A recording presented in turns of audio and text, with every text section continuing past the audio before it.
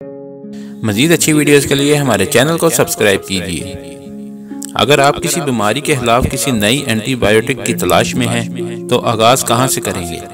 کسی دلدل سے، کسی ویران جزیرے سے؟ اپنی داڑھی میں کنگھی پھیرنے کے بارے میں کیا خیال ہے؟ BBC کے program trust me I am a doctor میں ہم نے ایسے ہی کچھ تجربات کرتے ہیں جس میں بعض اوقات صحیح سائنس بھی سامنے آ جاتی ہے۔ مثال کے طور پر گزشتہ سیریز میں ہم نے یہ جانا کہ آپ پاستا پکانے، ٹھنڈا کرنے اور پھر دوبارہ گرم کرنے سے اس کے اندر موجود کیلوریز کم کر سکتے ہیں۔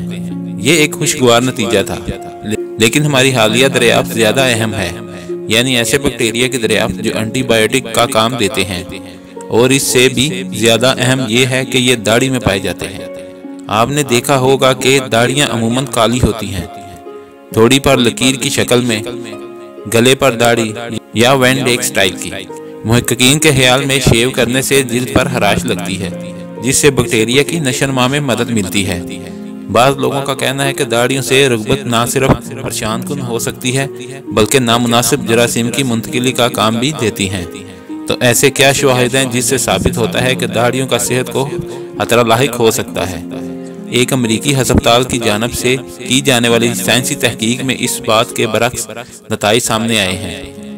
جرنل آف ہاسپٹل انفیکشن میں شائع ہونے والی اس تحقیق میں داڑھی اور بغیر داڑھی کے ہسپتال کے 408 عملے کے اراکین کے چہروں کو پونچھ کر نمونے حاصل کیے گئے۔ ہم جانتے ہیں کہ ہاسپٹل سے انفیکشن کی منتقلی ہسپتالوں میں ہونے والی اموات کی بڑی وجہ ہے۔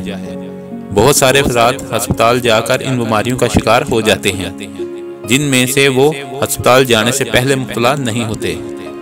ہاتھ، سفید کوٹ، ٹائیاں اور ساز و سامان ہی اس کا سبب بن سکتا ہے۔ تو پھر داڑھیوں کے بارے میں کیا خیال ہے؟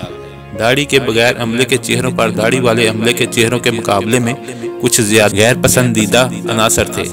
محققین کے لیے یہ امر حیران کن تھا کہ داڑھی کے بغیر عملے کے چہروں پر داڑھی والے عملوں کے چہروں کے مقابلے میں مضر جراثیم کی تعداد زیادہ تھی۔ اس مطالعے سے یہ واضح ہوا کہ داڑھی کے بغیر والے افراد پر MRSA نامی جراثیم داڑھی والوں کے مقابلے میں زیادہ تھے۔ MRSA عام طور پر ہاسپٹل سے منتقل ہونے والے انفیکشنوں میں سے ایک ہے، کیونکہ یہ بہت سارے اینٹی بائیوٹکس کے مقابلے میں قوت مدافعت رکھتا ہے۔ محققین کے خیال میں شیو کرنے سے جلد پر خراشیں لگتی ہیں، جس سے بیکٹیریا کی نشوونما میں مدد ملتی ہے۔ شاید اس کی وضاحت کچھ یوں کی جا سکتی ہے کہ داڑیاں انفیکشن کے خلاف مزاحمت کرتی ہیں۔ اپنے اس تجسس کو جانچنے کے لیے ہم نے کچھ افراد کے چہرے پونچھ کر یونیورسٹی کالج لندن کے micro biologist doctor Adam Roberts کو بھیجے۔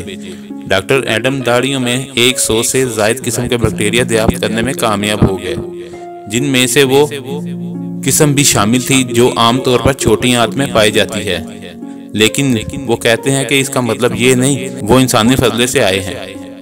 یہ ایک عام سی بات ہے اور پریشان کن امر نہیں۔ اس سے زیادہ دلچسپ بات یہ ہے کہ داڑھی میں موجود بعض جراثیم دوسرے بیکٹیریا کے دشمن نکلے۔ ہم ان جراثیم کو اپنا دشمن سمجھتے ہیں، لیکن وہ ہمیں ایسا نہیں سمجھتے۔ بیکٹیریا اور پھپھوند کی سطح پر وہ ایک دوسرے کے خلاف محاذرہ رکھتے ہیں۔ وہ کھانے اور جگہ کے لیے ایک دوسرے کے خلاف سرگرم رہتے ہیں، اور اس کام کے دوران وہ اینٹی بائیوٹک کی شکل اختیار کر لیتے ہیں۔ کیا ہمارے پراسرار جراثیم بھی کچھ ایسا ہی کر رہے ہیں، یعنی مضر بیکٹیریا کو کسی زہر کے ذریعے مار دیتے ہیں؟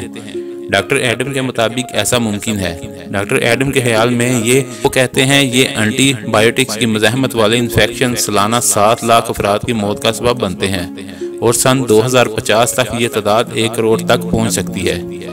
ڈاکٹر ایڈم کے مطابق گزشتہ 30 سالوں میں کوئی نئی اینٹی بائیوٹک تیار نہیں کی گئی۔ محققین کے خیال میں شیو کرنے سے جلد پر خراش لگتی ہے، جس سے بیکٹیریا کی نشوونما میں مدد ملتی ہے۔ داڑھی کے بغیر عملے کے چہروں پر داڑھی والوں کے مقابلے میں زیادہ ناپسندیدہ جراثیم پائے گئے۔ اگر آپ کو ہماری ویڈیو اچھی لگی ہے تو اس کو لائک اور شیئر کریں، اور کمنٹس میں اپنی رائے کا اظہار ضرور کیجیے۔ شکریہ۔